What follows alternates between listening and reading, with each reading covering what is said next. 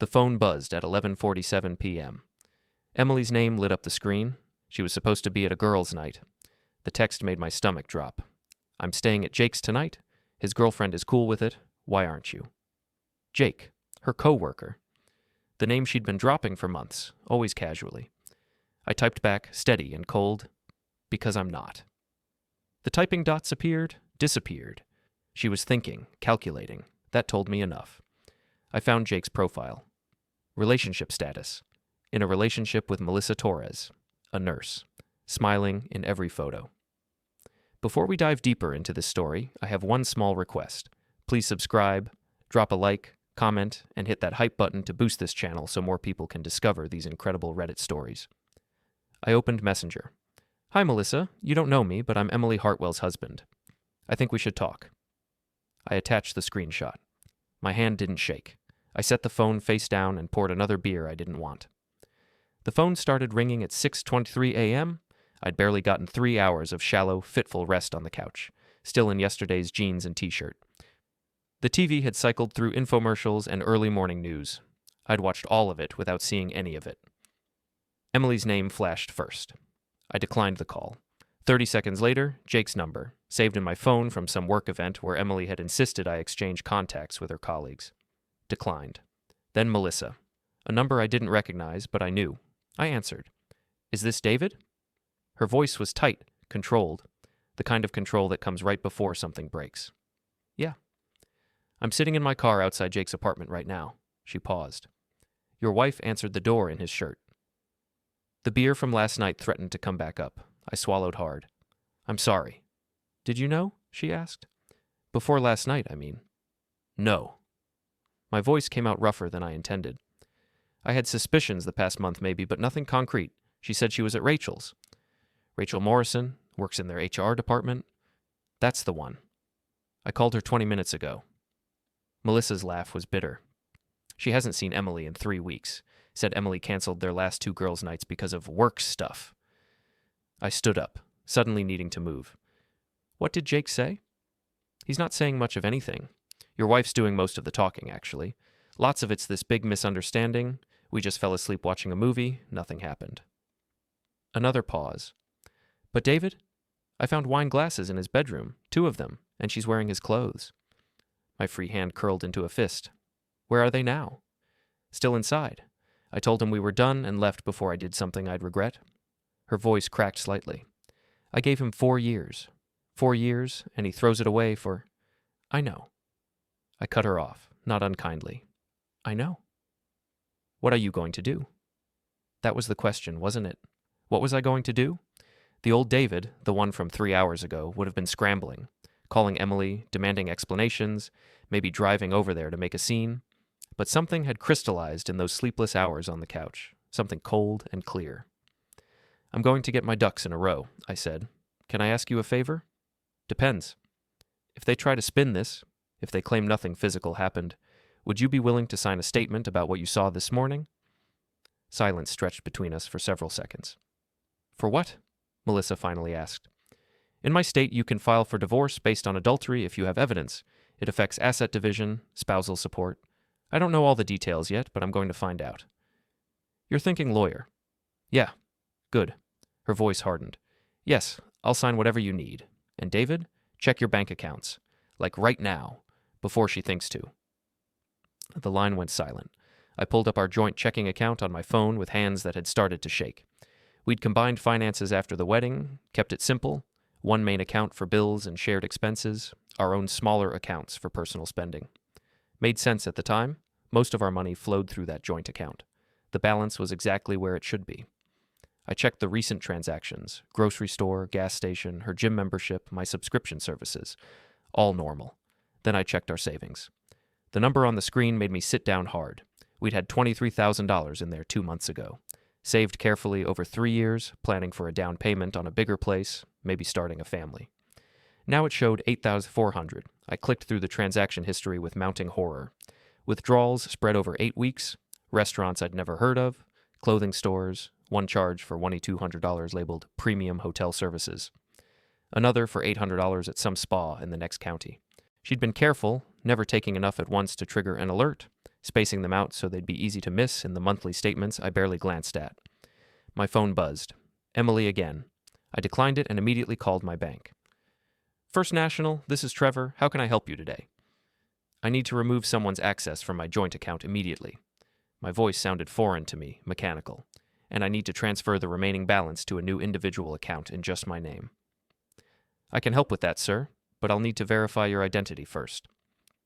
I went through the security questions on autopilot, confirming my social security number, my mother's maiden name, my first pet's name, all those little breadcrumbs of identity we scatter through life. All right, Mr. Hartwell, I've got you verified. Now, for changes to a joint account, typically we require both account holders to. My wife has been making unauthorized withdrawals. The words came easier than they should have. Large amounts over the past 2 months without my knowledge or consent. I need to protect my assets before more goes missing. Trevor's tone shifted, became more serious. I understand, sir. In that case, while you can't remove her from the existing joint account without her signature, you can transfer your portion of the funds to a new individual account, and you can revoke her access to any accounts that are primarily in your name. Do you have other accounts with us? We have the joint checking and savings. I have an old individual checking account from before we got married that we stopped using. That account is still active in our system. I can help you reactivate it and transfer funds there. Your wife would have no access to it. However, sir, I need to inform you that the joint account funds are legally owned by both parties. If you transfer everything out, she would have grounds to claim you're depriving her of marital assets. I'd expected this. Transfer half. Split it right down the middle. Whatever the legal share is, I'll take exactly that and not a penny more. That would be $4,200 from the savings. The checking account has $3,100 currently. Would you like half of that as well? Yes. All right, sir. I'm processing that now. The transfers should be completed within the next hour. Is there anything else I can help you with today? Can you flag the accounts? Make it so I'm notified of any transaction over 100? Absolutely. I'll set those alerts up right now. After I hung up, I sat staring at my phone. Emily had called 4 more times during my conversation with the bank. Jake had called twice. I blocked both numbers. Then I opened Google and typed, "Divorce attorney near me." The law office of Patricia Keene occupied the 3rd floor of a tired brick building downtown, sandwiched between a dental practice and an accountant's office. I'd called ahead, explained the basics to a receptionist who'd heard it all before, and gotten a same-day appointment for 2 p.m. It was barely noon, but I couldn't stay in our apartment. Our apartment. The place we'd chosen together, where we'd painted the bedroom that pale blue she loved, where we'd argued about whether to get a cat. I'd grabbed my laptop, some clothes, my important documents from the filing cabinet, stuffed it all in a duffel bag like I was running away. Maybe I was. I passed time at a diner, pushing eggs around a plate, drinking coffee that tasted like metal. The waitress kept refilling my cup with sympathetic eyes. I must have looked exactly like what I was, a man whose life had cracked open like a dropped egg. Patricia Keene's office smelled like old books and lemon furniture polish. She was maybe 50, gray streaking through dark hair, pulled back in a neat bun, wearing a blazer that had seen 1,000 consultations just like this one. "Mr. Hartwell?" She shook my hand with a firm grip. "Please sit down. Tell me what's going on." I told her everything.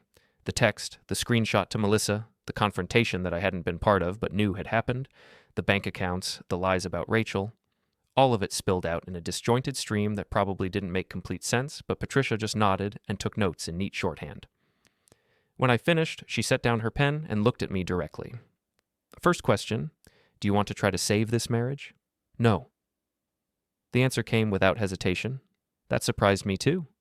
"Good. That makes this cleaner." She flipped through her notes. "Texas is a community property state, which means marital assets get split 50-50 in most cases. But adultery can affect spousal support and sometimes asset division if you can prove financial misconduct connected to the affair." "The hotel charges, the restaurants." "Exactly.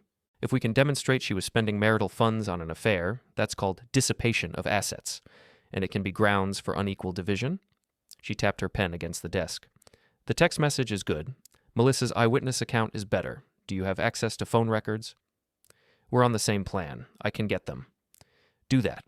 I want to see call logs, text frequency, anything that establishes a pattern of communication between your wife and Jake Brennan.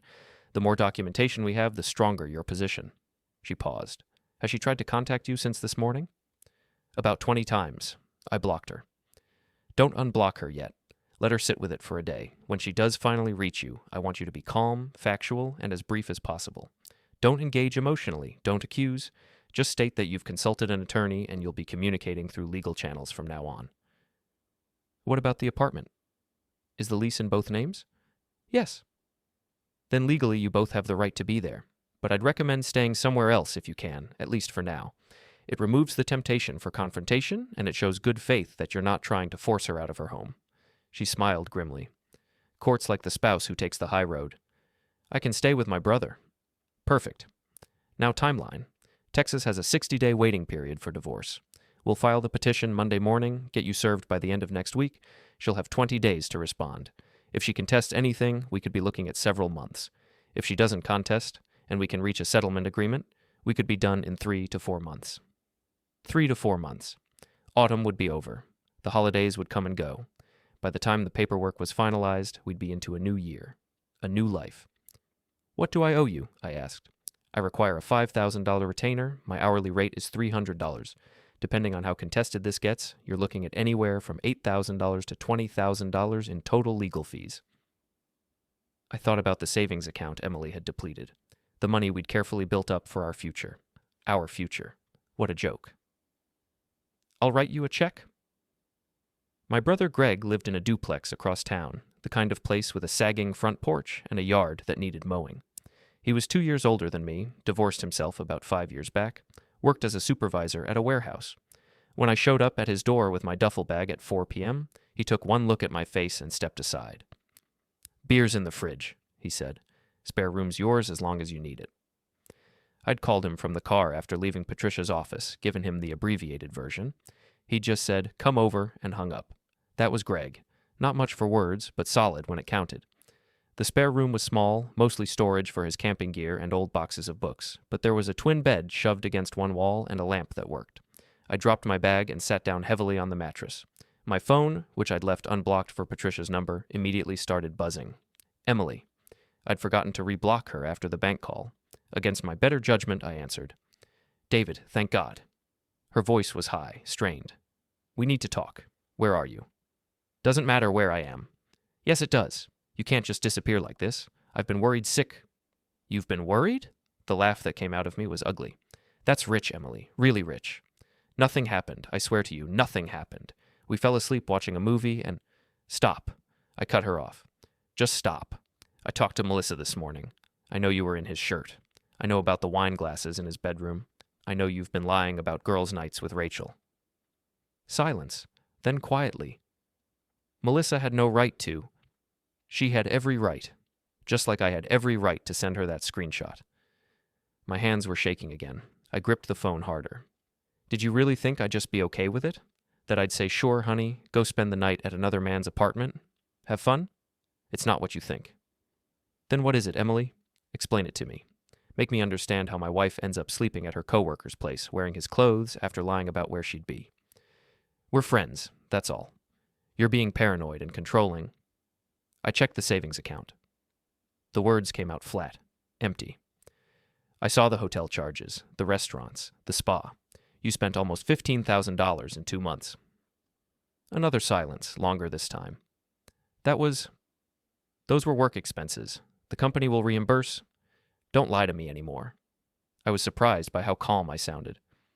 Please, if you've got any respect left for me at all, for what we had, don't lie to me anymore. I heard her breathing on the other end. Then, so quietly I almost didn't catch it. I'm sorry. For which part? All of it. I never meant... It just happened. We were working late and...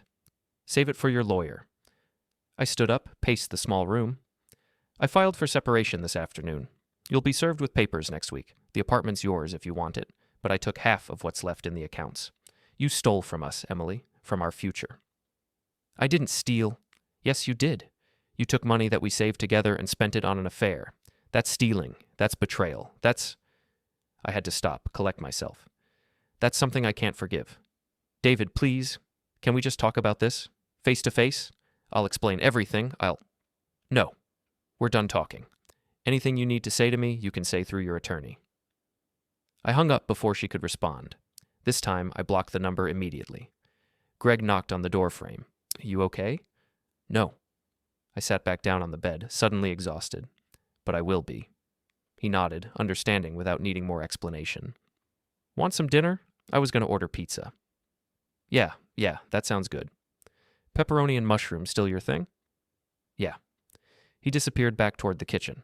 I sat in the small room surrounded by camping gear and old books, my whole life reduced to a duffel bag and a broken promise, and tried to figure out who I was now that I wasn't Emily's husband anymore.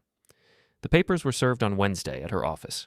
Patricia had recommended a process server who specialized in workplace deliveries, professional, discreet, but undeniably public. Emily called me that evening from a new number, but I let it go to voicemail. Her voice was shrill, humiliated, angry. You had me served at work, David? In front of everyone? Do you have any idea how embarrassing that was? People are talking. Jake's been cold to me ever since, and now I know why. You probably sent screenshots to everyone in the entire office. You're trying to ruin my life because you're jealous and controlling, and... I deleted the message halfway through. Patricia called the next morning. Your wife's attorney contacted me. James Whitmore works at Feldman and Associates. He's decent, not great. They want to talk settlement. Already? She probably realizes this isn't going to go well for her if it goes to trial. The evidence is pretty strong, and her initial response to the petition was, let's say, emotional rather than strategic. They're proposing standard 50-50 split of remaining assets. She keeps the apartment and her car, you keep yours. No spousal support either direction, and she'll sign a non-disclosure agreement about the circumstances of the separation. She wants to keep the apartment? Apparently Jake's girlfriend kicked him out. From what I gather, he's been couch surfing. Your wife doesn't want to give up her place and end up in the same boat. The petty part of me, the part that was still raw and bleeding, felt a spike of satisfaction at that. What about the money she took? That's the sticking point. They're claiming it wasn't dissipation, that she can provide receipts showing the expenses were legitimate. I'm calling nonsense on that, but we'd have to prove it in court. So what do you recommend?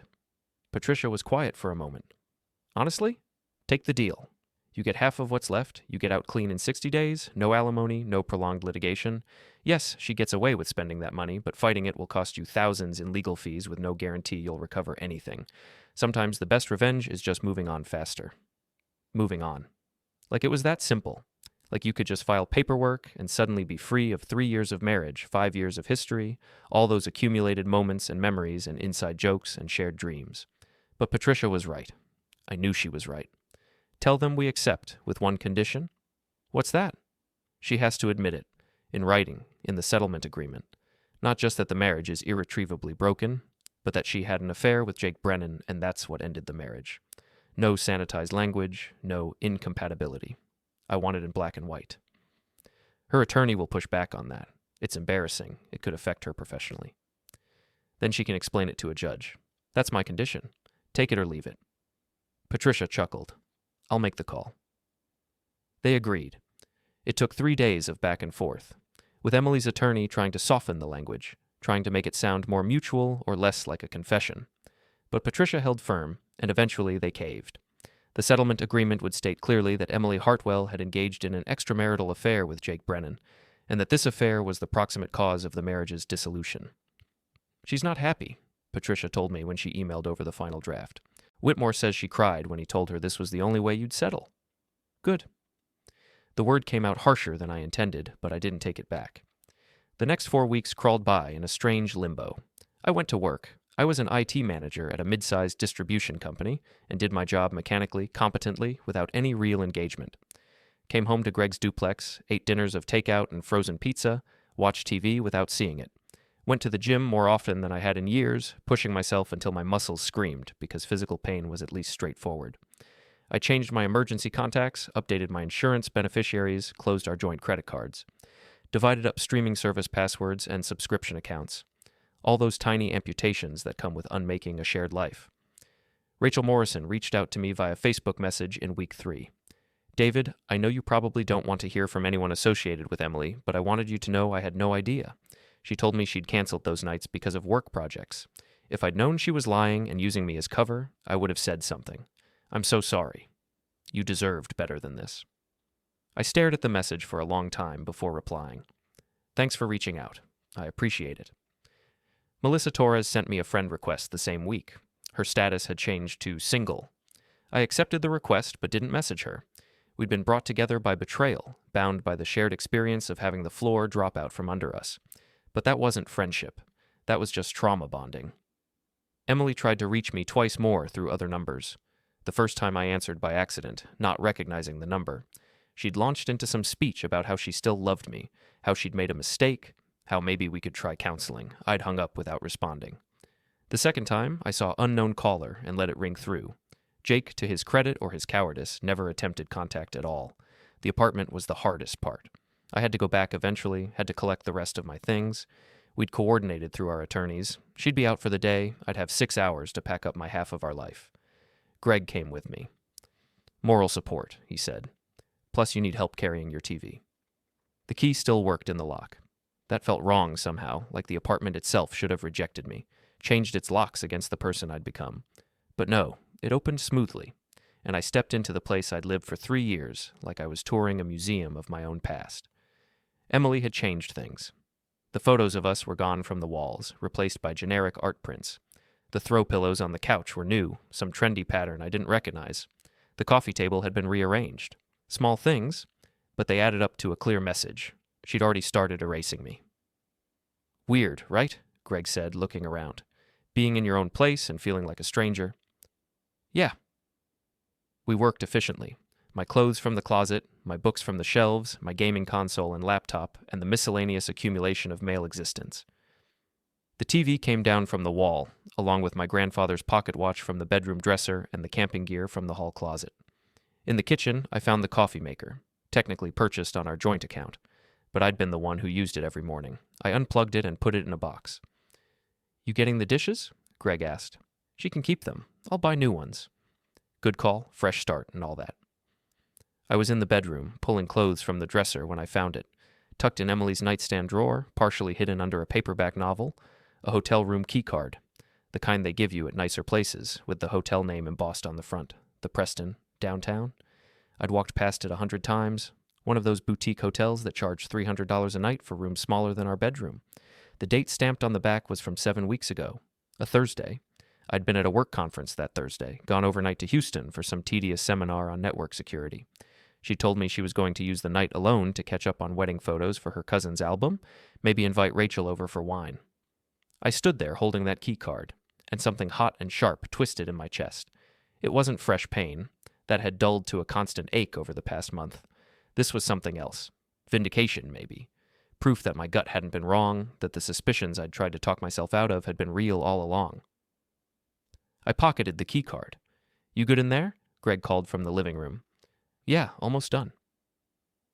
The mediation was scheduled for early October. Despite the settlement agreement being basically finalized, Texas law required an attempt at mediation before the divorce could be granted.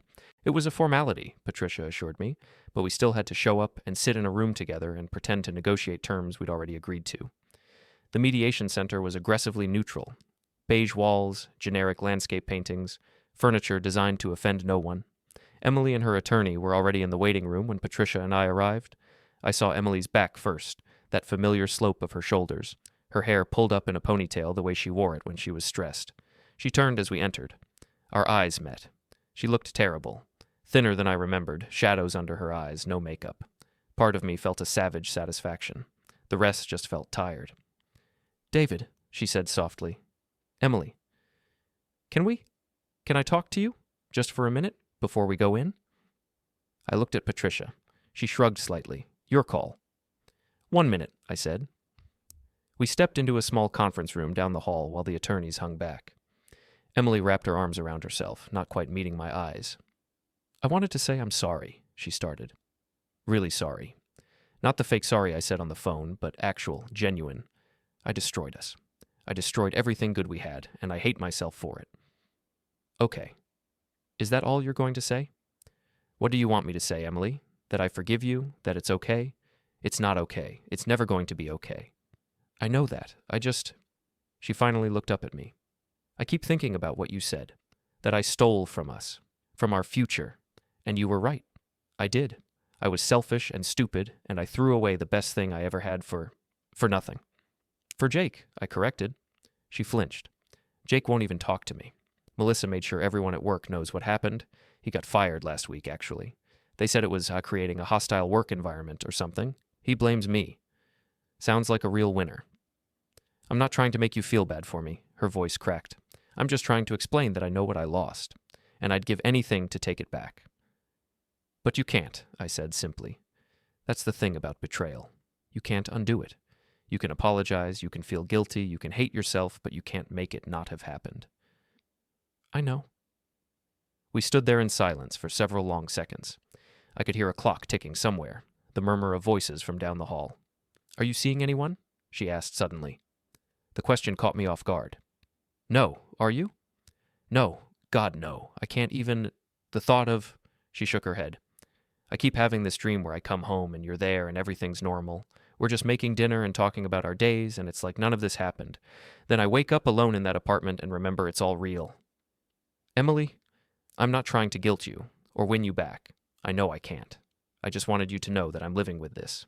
Every day. What I did to you, to us, I'm living with it. Good, I said quietly. You should. She nodded, tears spilling over now. I deserve that. Yeah, you do. I turned toward the door. We should get back. The mediation itself lasted 90 minutes. We sat on opposite sides of a long table with our attorneys flanking us and a mediator, a woman named Dorothy with kind eyes and a patient voice, walking us through each point of the settlement. Emily signed where she was told to sign. So did I.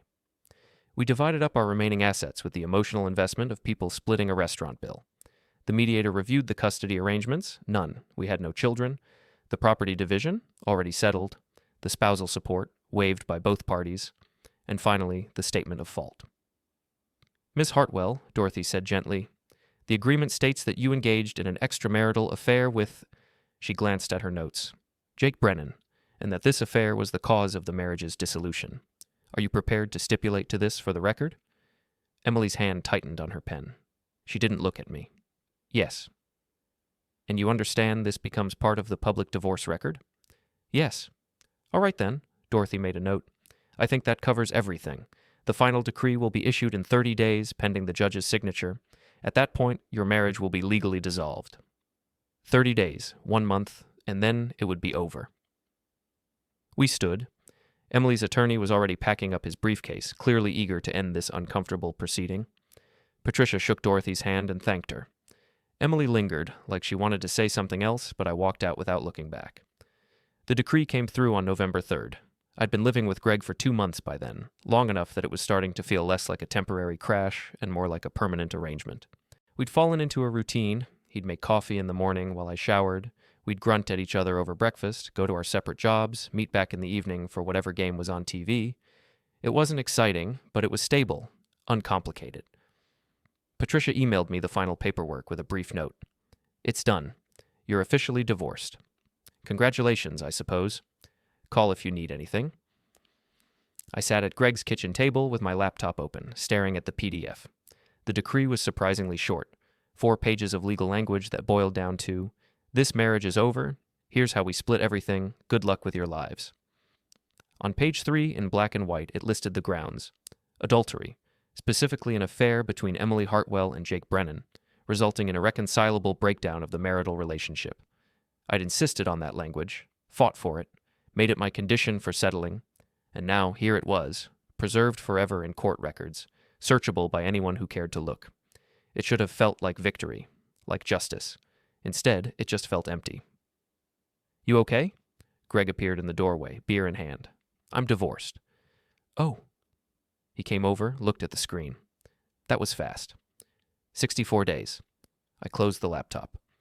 Faster than the engagement. You celebrating or mourning? I thought about that. Neither. I'm just done. Want to go out. Get drunk, hit on inappropriate women, do the whole newly single guy thing. No, I want to sit here and watch whatever game's on and maybe order Chinese food. Greg nodded. I can work with that. We did exactly that.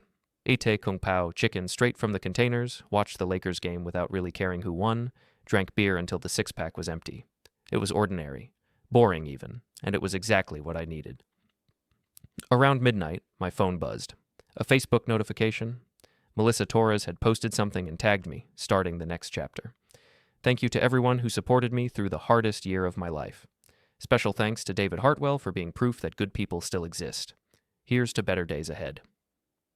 There was a photo attached, her at some restaurant with friends, smiling genuinely for what looked like the first time in months. I liked the post and commented, "You got this." She replied immediately, "We both do." Thanksgiving came and went. I spent it at my parents' house upstate, enduring my mother's sympathetic looks and carefully worded questions. My father, bless him, just passed me more turkey and changed the subject to football. Emily had always been good with my parents, charming and warm, and the kind of daughter-in-law who remembered birthdays and brought thoughtful gifts. They'd liked her, maybe even loved her. "She made her choice," my mother said when we were alone in the kitchen, doing dishes after dinner. "And it was the wrong choice. That's on her, not you." "I know, Mom. Do you?" She handed me a plate to dry. "Because you've got that look, the one you had in high school when Jennifer Baxter broke up with you, like you're trying to figure out what you did wrong." "I didn't do anything wrong with Jennifer. She moved to California." "Exactly. And you didn't do anything wrong with Emily either. She made a choice, a bad one. You can't fix other people's choices." I dried the plate in silence. "Are you doing okay?" she asked. "Really?" "Most days, yeah. Some days not so much." "That's normal. That's human." She squeezed my shoulder. "You're going to be okay, David. Better than okay, eventually. You're young, you've got a good job, you're not bad looking when you shower and shave." "Thanks, Mom." "And someday you'll meet someone who deserves you, who won't throw away what you have together for some coworker who can't even keep his job." I had to smile at that. Pretty harsh on Jake. I met him once at that work party you brought me to. He was wearing too much cologne and spent the whole time talking about his fantasy football team. Emily traded down, honey, way down. December hit with unexpected snow. I'd moved out of Greg's place by then, found a one-bedroom apartment on the north side of town. Nothing fancy, but it was mine. Clean slate, empty walls waiting for new photos, rooms that held no memories of Emily or our life together. The landlord had let me sign a month-to-month lease since I wasn't sure how long I'd stay in town.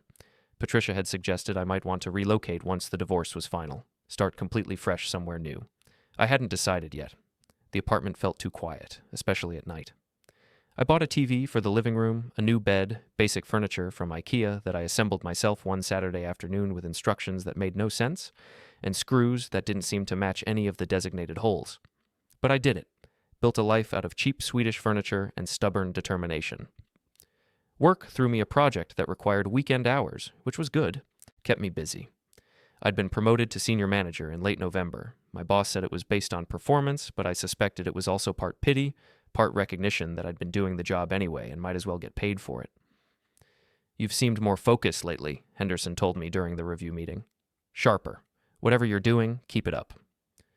What I was doing was channeling all my energy into things I could control. Code, systems, problems with clear solutions. It was better than thinking about things I couldn't control, like where Emily was, or what she was doing, or whether she still thought about me. Melissa reached out in mid-December with a simple message.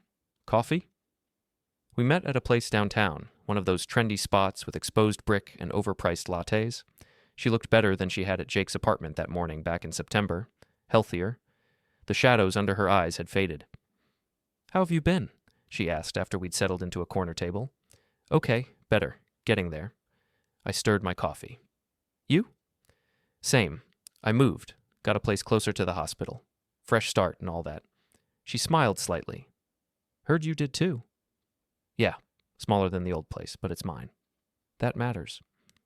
We sat in comfortable silence for a moment. "I saw the decree got finalized," Melissa said. "Patricia mentioned it when I sent her my final statement for your records." "Yeah, all done, legally speaking anyway." "How does it feel?" "Weird, sad, relieving, all of the above." I met her eyes. "How about you? Jake try to contact you at all?" "Once. Left a voicemail apologizing, saying he'd made a mistake, asking if we could talk. I deleted it." Her jaw tightened. "I heard through the grapevine he moved to Denver. Fresh start for him too, I guess." "And Emily?" "Still at the firm, from what I understand. Apparently the gossip faded after a few weeks.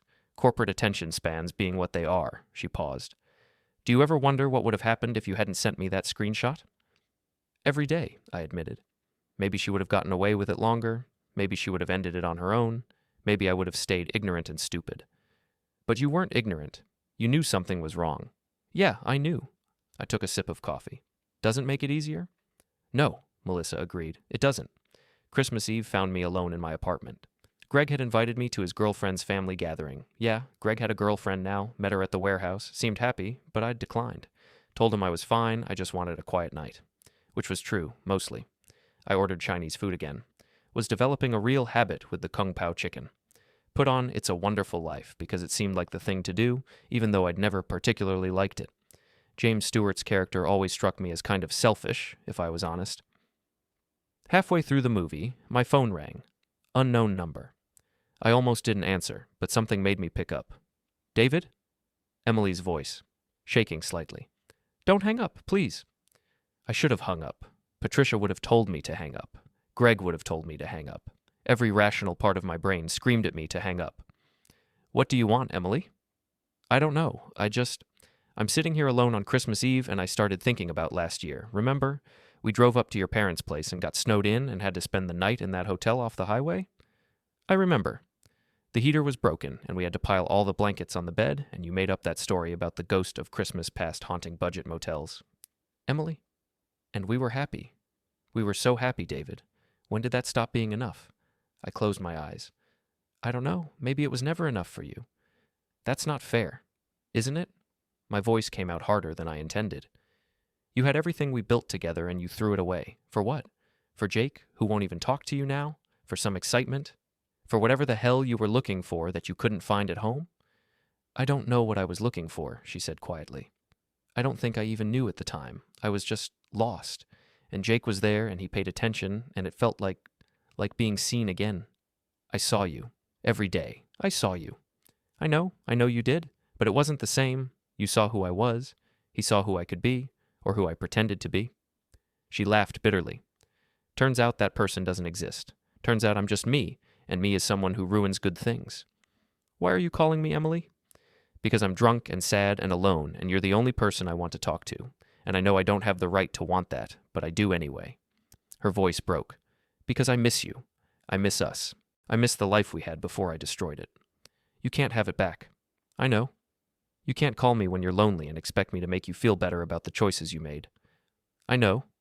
Then why are you calling? Silence stretched between us. I could hear her breathing, uneven and thick with tears. I don't know, she finally said. I'm sorry. I shouldn't have called. I'll let you go. Merry Christmas, David. The line went silent. I sat there holding the phone, staring at the TV where James Stewart was realizing how wonderful his life had been all along and felt absolutely nothing. Numb. Empty. Like all the anger and hurt and confusion had finally burned itself out, leaving only ash. I didn't call her back. January brought a cold snap that froze the pipes in my building for 3 days. Management apologized and offered reduced rent, which was nice, I guess. I stayed at a hotel for 2 nights, not the Preston, I'd thrown that keycard away weeks ago, and used the time to think about what I actually wanted from my life now. I was 32 years old, divorced, childless, living in a 1-bedroom apartment with IKEA furniture and no photos on the walls. I had a good job, decent savings now that I'd rebuilt what Emily had depleted, family and friends who cared about me. I was, by most measures, doing fine. But fine wasn't the same as happy, wasn't the same as fulfilled.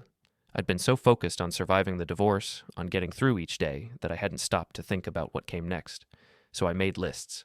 Actual physical lists in a notebook I bought at the drugstore, like some kind of self-help cliche. Things I wanted to do, travel more, learn guitar, get back into hiking, read books that weren't about network security, maybe take a cooking class because Chinese takeout was getting old, things I didn't want to do, rush into another relationship, move just for the sake of moving, hold on to anger at Emily, waste any more time being miserable. It helped, weirdly. Gave me something to focus on beyond just existing.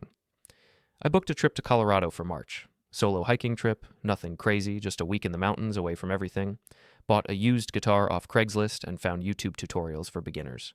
Started running in the mornings before work, partly for health, mostly because it gave me something to do besides stare at my phone.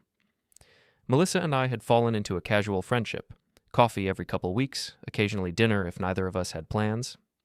We didn't talk about Jake or Emily anymore. Mostly we talked about work, about stupid viral videos, about whether the new Marvel movie was any good, normal stuff, uncomplicated. You seem better, she said one evening over Thai food. Lighter, maybe. Working on it. I speared a piece of pad Thai. You? Same. I'm seeing someone, actually. Another nurse from the hospital. It's casual, but it's nice. That's good. I'm happy for you. Thanks. What about you? Anyone catch your eye? Not really looking, I admitted. Still figuring out how to be just me again, you know? She nodded. Yeah, I get that. Valentine's Day was a Wednesday. The office was full of flowers and chocolate and that specific kind of forced cheerfulness that comes with corporate-mandated romance. I kept my head down, focused on work, tried not to think about the fact that last year Emily had surprised me with tickets to a comedy show, and we'd laughed until we cried at some comedian whose name I couldn't even remember now. Henderson called me into his office at 3 p.m. Got something I want to discuss with you, he said, gesturing to a chair. We're opening a new regional office in Phoenix. Need someone to head up the IT infrastructure from scratch, build the team, establish protocols. It's a promotion, significant pay bump, but it means relocating. You interested? Phoenix. Desert. Sun. 1,000 miles from everything that had happened here. When would I need to decide? End of the month. Position starts in April.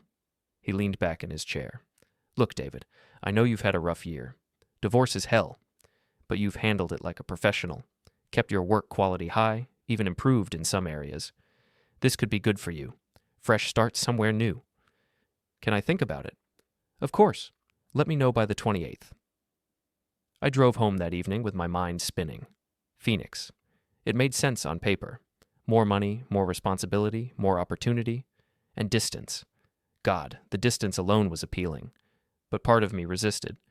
Moving felt like running away, like admitting Emily had won, had driven me out of my own city, my own life. I called Greg. Phoenix? He whistled low. That's a big move. Yeah. You want to go? I don't know. Maybe. It feels like the right move logically, but it feels like you're letting her chase you out. Yeah. David, man, listen. Emily doesn't get to decide where you live. You do. If you want to stay here because you like it here, stay. If you want to go to Phoenix because it's a good opportunity, go. But don't make the decision based on her at all. She doesn't get that power anymore. He was right. Of course he was right. When did you get so wise? I asked. Divorce makes you figure out what matters. He paused. You know what I did after Susan and I split? What? Absolutely nothing. Stayed in the same house, same job, same city. Kept everything exactly the same except her. And you know what? That was the right choice for me, but it might not be the right choice for you. So what do I do? Whatever the hell you want, little brother. That's the one good thing about divorce. You only have to make yourself happy now? I said yes to Phoenix. Made the call to Henderson on February 22nd, a full 6 days before his deadline. Once I decided, I felt this sudden urgency to move forward, to start the next chapter, to stop being in limbo. The logistics were a nightmare, finding a new apartment from 1,000 miles away, coordinating the move, saying goodbye to friends and family. But I threw myself into it with the same focused energy I'd used to survive the divorce, made spreadsheets, checked off lists, turned the chaos into something manageable. Greg helped me pack on a rainy Saturday in late March. You sure about this? He asked, taping up another box. No, but I'm doing it anyway. Fair enough. He marked the box with kitchen in black marker. You gonna keep in touch? Obviously, you're my brother. Good, because if I have to fly to Phoenix to check on you, I'm crashing at your place and eating all your food. I laughed. Deal. My parents came down the day before I left. My mother cried. My father gave me a check for $5,000. Just in case, he said gruffly, and a hug that lasted longer than usual. We had dinner at their favorite restaurant, the one they had been going to since before I was born, and they told me stories about when I was a kid, before life got complicated. You're doing the right thing, my mother said as they left. I know it doesn't feel like it, but you are. You're choosing yourself, and that takes courage. Thanks, Mom. And David? She cupped my face in her hands the way she had when I was small. You're going to be okay. Better than okay. You're going to be happy again. I wanted to believe her. The drive to Phoenix took 2 days. I'd sold most of my furniture, didn't make sense to ship IKEA across 3 states, so everything I owned fit in my car and a small U-Haul trailer. Felt weirdly liberating, my whole life reduced to what could fit in 15 boxes and a couple suitcases. I stopped in Amarillo the first night, got a room at a highway motel that smelled like old cigarettes and pine sol. Lay in bed staring at the ceiling, wondering if I was making a huge mistake. My phone buzzed. Melissa, safe travels. Phoenix is lucky to get you. Me. Thanks. Keep me updated on the nurse. Melissa. Will do. You stay in touch too. Me. Promise.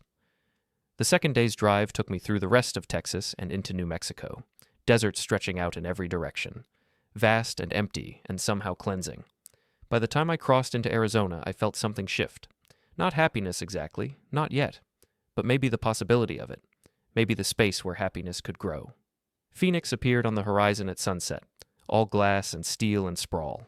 My new city, my new start, my new life. I checked into a corporate apartment. The company was covering it for the first month while I found permanent housing, and stood on the balcony looking out at the lights. Somewhere behind me, 1,000 miles away, Emily was probably doing whatever Emily did now. Maybe she thought about me sometimes. Maybe she regretted it. Maybe she'd moved on completely. It didn't matter, not anymore. I was here now. This was mine. The first month in Phoenix was controlled chaos. I hired 6 people for the new IT team, established security protocols, set up the entire network infrastructure from scratch. Henderson flew out twice to check on progress, each time nodding approvingly at the systems I'd built. The work was consuming, exhausting, satisfying in a way desk work back home had never been.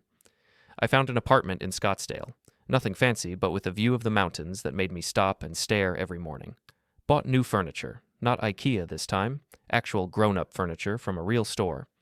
Hung photos on the walls, mostly landscapes from a local artist I'd discovered at a street fair, but one photo of my family and one of Greg and me at a Mavericks game years ago. Made friends with my neighbor, a guy named Marcus, who worked in finance and had strong opinions about which local Mexican restaurants were authentic. Started going to a gym that offered morning yoga classes because one of my new hires swore by it. Learned to play 3 songs on the guitar badly enough that Marcus banged on the wall and told me to keep practicing or invest in headphones. It was normal, boring, exactly what I needed. And then, one Saturday in early May, my phone rang. Rachel Morrison. I stared at the name for 3 rings before answering. Hello? David, it's Rachel. I know I probably shouldn't be calling, but... She paused. Do you have a minute? I guess. Emily's in the hospital. The words came out in a rush. She's okay. She's going to be okay. But there was an incident at her apartment and... What kind of incident? My heart was suddenly pounding. She took some pills, an entire bottle of sleeping medication. Her neighbor found her and called 911. They pumped her stomach. She's stable now, but... Another pause. David, she's not doing well. Hasn't been for a while. I sat down heavily on my couch. Jesus. I'm not calling to make you feel guilty or responsible. You're not. What happened to your marriage, that's on her. But she's alone, David. Her parents are overseas, Jake's gone. Most of her friends distanced themselves after the divorce because of what she did, and she's falling apart. Why are you telling me this? Because she asked for you. When she woke up in the hospital, the first thing she said was your name. Rachel's voice was thick.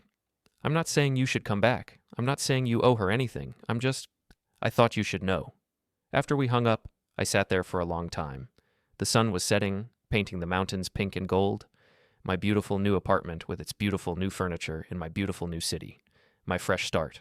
My clean slate. Emily had tried to end her life.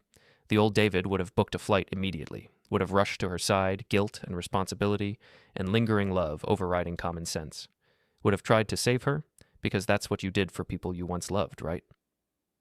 But I wasn't that David anymore. I called Patricia. She tried to harm herself, I told her. Rachel just called. She's in the hospital. Patricia was quiet for a beat. That's terrible, truly. But David, you can't. I'm not going back. I know I can't. Legally, emotionally, practically, I can't. Good, because if you did, it would set a precedent. She'd know that hurting herself gets your attention, and that's a pattern you don't want to establish. But I can't just do nothing. You can, and you should. You're not her husband anymore. You're not her emergency contact. You're not her responsibility. Patricia's voice was firm, but not unkind. What you can do is suggest to her friend that Emily needs professional mental health support. Therapy, psychiatric care, maybe an inpatient program. That's what she needs, not you. She was right. I knew she was right. I texted Rachel back. Thank you for telling me. Please make sure she gets proper mental health care. I can't be part of her support system, but she needs one. Suggest inpatient treatment. Rachel, I understand. Take care of yourself, David. I blocked Emily's number. Should have done it months ago. Should have cut that last thread of connection. But some part of me had kept it open, just in case. Just in case of what? I didn't know. Now I did. Summer in Phoenix was brutal. 110 degrees most days, the kind of heat that made the air shimmer like a mirage. I adapted. Ran in the very early morning before the sun got serious. Spent lunch hours in air-conditioned restaurants with coworkers who'd become actual friends. Started dating a woman I met at a work mixer. Nothing serious, but nice enough. She was an architect, funny and smart and uncomplicated. We went to movies and dinners and never once talked about exes or past relationships. Greg visited in July, complained about the heat, met Marcus, approved of the apartment, told me I looked good. "You seem settled," he said over beers at a downtown bar. "Content, maybe." "I am, mostly." I ate a pretzel from the basket between us. Still have bad days, still think about Emily sometimes, but it doesn't hurt like it used to. "That's healing, man. That's what it looks like." "Yeah, I think you're right." "You hear from her at all?" Rachel called once more in June. Emily's in an outpatient program, seeing a therapist twice a week on medication for depression. Apparently she moved back in with her aunt, needed more support. Rachel said she's doing better, apologized for what she did, acknowledged she needs help. "That's good." "Yeah, it is. I took a drink. But it doesn't change anything. Doesn't make me want to reach out or reconcile or whatever. I'm glad she's getting help, but it's not my problem anymore." "Good. Keep it that way." We flew back together for my parents' anniversary in August. 40 years married, big party, relatives I hadn't seen since the wedding. Everyone asked about Emily. I gave the same answer every time. We divorced. I'm in Phoenix now. It's good. Most people got the hint. A few pushed for details until my mother intervened with the maternal version of a hard stare. By the end of the night, the questions had stopped and people were just happy to see me happy, or at least functioning. September marked a year since that first text. I didn't plan to acknowledge the anniversary, but when the date rolled around, I found myself thinking about it anyway. A year ago, I'd been sitting on my couch in our apartment, drinking a beer, watching TV. A year ago, my wife had texted me about staying at Jake's place. A year ago, my marriage had ended in a single screenshot. It felt like a lifetime ago, like something that had happened to a different person. The woman I'd been dating, Sarah, she worked in sustainable design, invited me to her sister's wedding in Tucson. I almost said no. Weddings were fraught territory for the recently divorced. But Sarah was low pressure about it, said it was fine either way, and I surprised myself by agreeing. The wedding was small, outdoors, beautiful in that specific Arizona way where the landscape does half the work. I watched Sarah's sister and her groom exchange vows, promise each other forever, look at each other like they were the only two people in the world. I felt nothing but happy for them. No bitterness, no cynicism, no defensive urge to warn them that forever is harder than it looks, and people change, and sometimes love isn't enough. Just genuine happiness that they'd found each other. Maybe that was healing too. Henderson called the following Monday with news. The Phoenix office had exceeded all projections. Corporate was thrilled. They wanted to expand, open 2 more regional offices, and they wanted me to oversee the IT infrastructure for all 3. "It's a VP position," Henderson said. "Significant promotion, significant raise. You'd be based in Phoenix, but travel to the other offices quarterly. You interested?" "Yes." No hesitation this time. "Absolutely yes." "Good man. I'll send over the details." I hung up and stood at my office window, looking out at the Phoenix skyline. VP? At 33. Not bad for a guy who'd spent the last year rebuilding his entire life from scratch. I called Greg. "VP?" He whistled. "Look at you, big shot." "Don't make it weird." "I'm proud of you, man. Seriously. You took something that could have destroyed you and turned it into this. That takes guts." "Thanks." I felt my throat tighten unexpectedly. I learned from the best. "Oh, shut up. You're going to make me cry, and I'm at work." We laughed. It felt good. October brought cooler weather and a phone call from Melissa. "I'm engaged," she announced without preamble. "What? To the nurse?" "His name is Daniel, and yes. He proposed last night at the hospital rooftop garden. It was very romantic and very him." "Congratulations. I'm really happy for you." "Thanks. We're thinking small wedding next spring, nothing fancy. But David, I wanted to ask, would you come? I know it's weird. We became friends under terrible circumstances, but you've been important to me this past year. I'd like you to be there." I was surprised by how much that meant. "I'd be honored." "Good. I'll send you details when we have them. How are you doing?" "Good. Really good, actually. Got promoted to VP. The Phoenix office is killing it. I'm seeing someone casually, but it's nice. That's wonderful. You deserve it. A pause. Have you heard anything about Emily? No, nothing since July. I blocked her number and Rachel stopped updating me. She got engaged too. Melissa's voice was careful, neutral. My stomach dropped slightly. To Jake? No. Someone she met in her outpatient program, apparently. Guy named Tom works in insurance. Rachel mentioned it when I ran into her at Target last week. Engaged. Emily was engaged. Less than a year after our divorce was finalized, she was planning another wedding, another forever with someone else. I waited for the hurt, the anger, the jealousy, the sense of betrayal that she'd moved on so fast. Instead, I felt relief. If Emily was engaged, if she was moving forward with her life, then she wouldn't be calling me anymore, wouldn't be making her problems my problems. The last thread of connection was finally, truly severed. That's good, I said, and meant it. I hope she's happy. Really? Melissa sounded skeptical. Really. I don't want her miserable, Melissa. I'm not that bitter. I just don't want her in my life. And if she's engaged to someone else, building a new future, then she won't be. Fair point. So you're really okay? I'm really okay. After we hung up, I sat with the information for a while. Emily engaged, to someone she met in therapy. Moving on. Building something new, hopefully learning from past mistakes, hopefully doing better this time. Good for her. I meant it. Thanksgiving came around again. I flew home, spent it with my parents and Greg and his girlfriend. My mother made her famous pumpkin pie and only asked once if I was seeing anyone. My father and I watched football and argued about the Cowboys' defensive line. Greg and his girlfriend entertained us with stories about their recent camping trip where they'd been besieged by raccoons. It was normal, comfortable, like I'd never left, except better because I had left, had built something new, and was now choosing to come back for a visit instead of being stuck. On the flight home to Phoenix, I sat next to a woman who was reading a book on resilience and personal growth. We started talking. She was a therapist, actually, heading to a conference in Scottsdale. You've got that look, she said, after we'd been chatting for 20 minutes. What look? Someone who's been through something hard and came out the other side. There's a lightness to you, but also a depth, like you've earned your peace. I thought about that. My wife had an affair.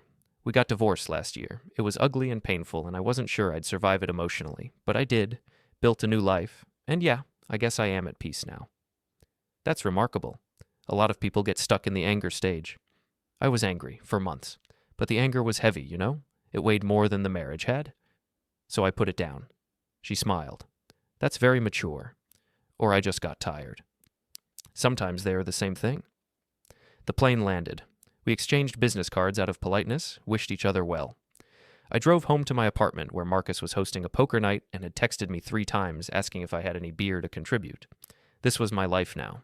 Poker nights and work promotions and Thanksgiving with family and women I met on planes who told me I seemed at peace. Small, ordinary moments that added up to something bigger. Something good. I was 33 years old, divorced, living in Phoenix, and happy. Actually, genuinely happy. December brought Sarah to a decision point. We were having dinner at her favorite Italian place when she said, I'm thinking about taking a job in Seattle. When? January. It's a great opportunity, lead architect on this sustainability project I've been dreaming about. She looked at me carefully. I don't want to assume anything about us, but I thought you should know. Are you asking me to come with you? No, I'm asking how you feel about long distance, or if we should just call this what it was. A nice thing that ran its course. I appreciated the directness. I think we should call it. You're amazing, Sarah, but I don't think either of us is in love here. More like comfortably dating. She laughed. That's fair. You're a good man, David. Someone's going to be very lucky someday. Same to you. Seattle's lucky to get you.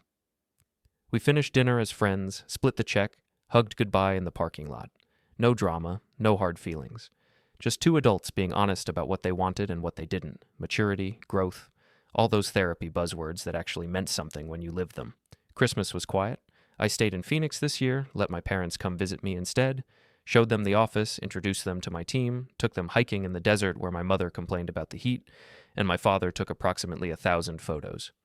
You're thriving, my mother said on their last night, when we were sitting on my balcony watching the sunset. Really, truly thriving. I'm so proud of you. Thanks, Mom. Have you thought about dating again? Seriously, I mean. Not really. I'm good where I am right now. Focused on work, on myself. If something happens, it happens, but I'm not chasing it. She nodded, satisfied. That's healthy. You'll know when you're ready. After they left, I spent New Year's Eve with Marcus and some of his finance friends, counting down to midnight with champagne that was too expensive and toasts that were too loud. When the clock struck 12, I thought briefly about Emily, wondered if she was happy with Tom, if she'd learned anything from what we'd been through. Then I let it go. February 14th, the 2-year anniversary of Henderson's Phoenix job offer, my phone rang at 9 a.m. Patricia Keene. David, I wanted to give you a heads up. Her voice was professional but warm. Emily Hartwell's attorney contacted me this morning. She's getting married in April and wanted to make sure there were no outstanding legal issues from your divorce that might complicate her marriage license. Are there? No. Everything was finalized cleanly. But he also mentioned she wanted to pass along a message and asked if I'd be willing to relay it. I told him I'd see. What's the message? She says thank you, that the divorce, as painful as it was, forced her to get help and become a better person, that she's happy now and hopes you are too, and she's sorry. One more time, for the record, she's sorry. I stood at my office window, looking out at the Phoenix skyline I'd come to love. 2 years since everything fell apart, 2 years of rebuilding, growing, healing, 2 years of becoming someone I actually liked. Tell her attorney that I appreciate the message, I said, and I hope she's happy too, really. Will do. How are you, David? I'm good, Patricia, really good. I'm glad. Take care of yourself. After I hung up, Emily's apology felt weightless. Just words, no emotion attached. I realized I was free. Life moved on easily. Wedding photos from Melissa, dinner with my team celebrating a big contract, plans for the future with people who'd become my chosen family in Phoenix. A marriage had ended, a betrayal had happened, but from the ruins I'd built something new, something mine. I sometimes wondered about the past, but those questions no longer mattered. Emily was getting married. I wished her well, without pain or longing. Our paths had split long ago, and they would never cross again. And that was exactly how it should be.